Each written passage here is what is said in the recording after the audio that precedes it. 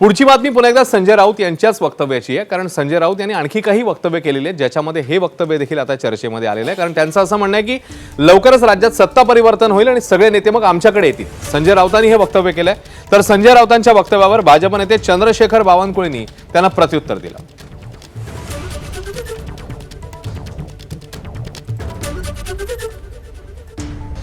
या क्षणी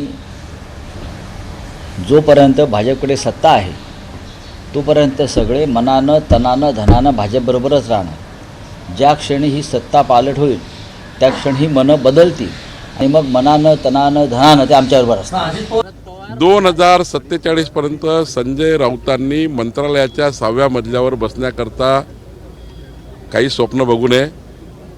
मंत्रालयाच्या 6व्या मजल्यावर महाराष्ट्राचे मुख्यमंत्री म्हणून NDA भाजपा महायुतीचाच मुख्यमंत्री राहणार आहे 2047 पर्यंत। त्यामुळं संजय राऊतने मंत्रालयाच्या 6व्या मजल्याकडे 2047 पर्यंत बघू नये। ABP माझा, उघडा डोळे बघा नीट।